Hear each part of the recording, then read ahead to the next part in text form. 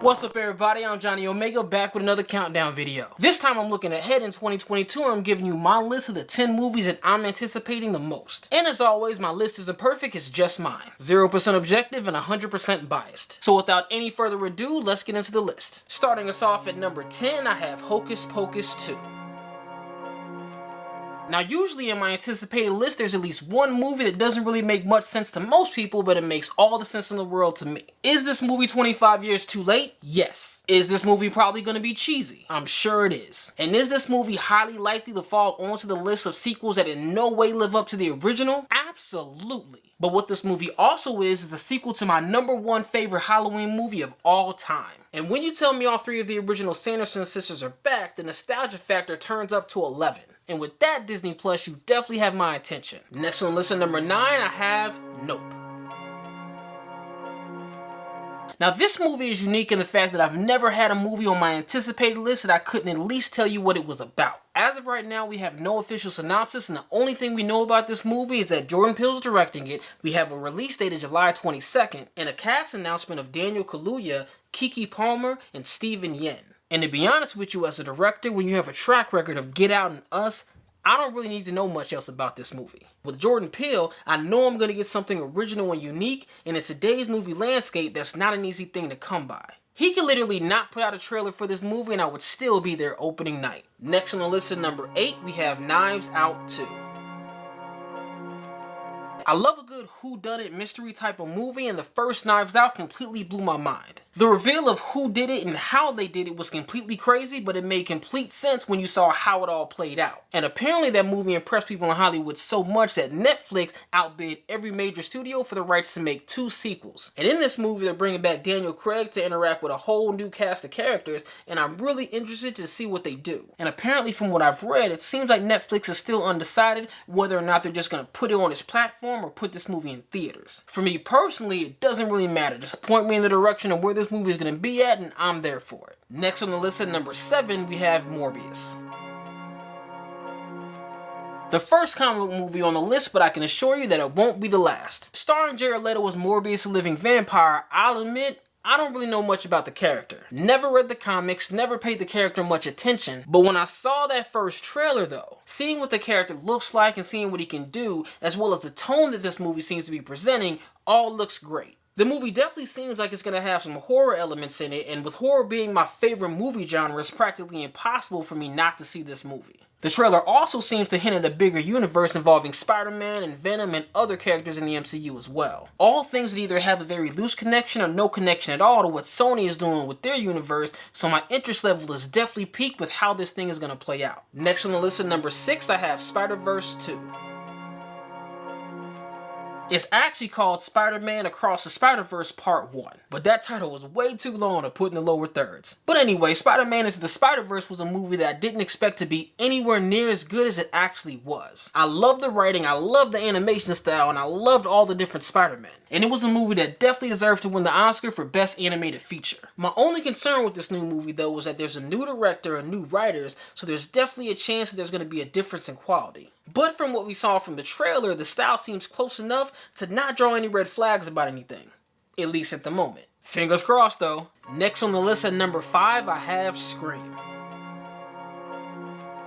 Now even though there's only one film in the entire franchise that I would rank as Omega level, I'm a sucker for this entire franchise as a whole, and I'm always excited when a new Scream movie comes out. I remember when Scream 4 came out and the movie didn't do as good in the box office as the studio wanted it to, and they scrapped the plans for a Scream 5 and 6, and I thought we'd never get another movie in this franchise unless they rebooted the whole thing. Luckily though, that's not the case, and I'm really excited for this new Scream movie. They brought back the legacy characters with Sidney, Gale, and Dewey, and that's always a good starting off point. But then they added a pretty good young cast to be the new generation of this franchise, they put out a really good trailer, and all signs just seem to point at this movie being good. And the thing that has me the most excited is the fact that Neve Campbell herself originally said that she didn't even want to do another Scream movie, but she changed her mind once she read the script. So if you can get her to come back just off the strength of the script, then that means that the writing for this movie is probably really good. But if I'm to be honest with you guys, none of that really matters to me, because the legacy characters could not be in this movie, the trailers could look like it totally sucks, and I'd still be there opening night to watch this movie. When it comes to this franchise, the whole is definitely greater than the sum of its parts. Next on the list at number 4, I have Black Adam.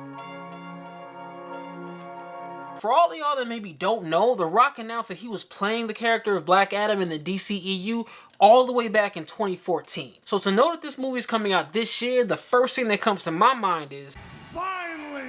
As a fan of the Black Adam character, I think casting The Rock was actually a really good idea. And even though we didn't get much with the teaser trailer, what we did get is a look at how physically dominating The Rock is as Black Adam, and I thought it was great. We still don't know the specifics of the movie, but hopefully we get a full trailer in the next few months. But with the writers attached, a good director, The Rock, who you pretty much know what you're going to get from in a movie like this, and the solid cast that they have assembled around him, I think this movie's really going to shock a lot of people with how good it is. Next on the list at number 3, I have Creed 3. Now this is a movie with no poster, no trailer, no synopsis, no complete cast listing, and I don't even think they even started shooting it yet. The movie doesn't even have an official Wikipedia page, so that should tell you something. So why is this movie even on my list, much less number 3? Well, there's a simple answer to that, and that's the fact that the Rocky franchise is my favorite movie franchise of all time, so anytime there's a movie that comes out in this universe, it's automatically gonna get a spot on this list. The 3 biggest things that we do know about this movie though is that Michael B. Jordan is in as the director, Sylvester Stallone is out as the Rocky character, and Jonathan Major is the movie's antagonist. Admittedly, I know that's not a lot of information to give to justify a spot in the top 3, and I know this movie isn't going to be on a lot of people's radars right now, but I'm sure it will later on this year when the marketing starts to pick up, so you can just consider me early to the party. The release date for this movie though is late November, so there is a chance that I could be setting myself up for failure if they decide to push this movie back to 2023. I guess we'll just have to wait and see. Next on the list at number 2, I have The Flash. To say that this movie is a long time coming is kind of an understatement if you know that the release date for this movie was about 5 or so years ago. After numerous writers and directors have come on and off this project like a game of musical chairs, the only thing that's been consistent is the fact that Ezra Miller is playing the Flash. And I actually like him as the Flash too, so I'm totally cool with that. And in this movie, we get to see the DCEU's version of the Flashpoint storyline, which is actually one of my favorite storylines in all of comics. I know there's going to be a lot of liberties taken in this movie, but confirmation that we get to see Michael Keaton's Batman again for the first time since '92 actually made me even more so excited about this movie. Even without Michael Keaton's Batman, this movie still would have been in my top 5, but honestly, it probably wouldn't have been number 2. But that's what happens when you bring back a character that I haven't seen since I was 9 years old. And coming in at number 1, I have The Batman.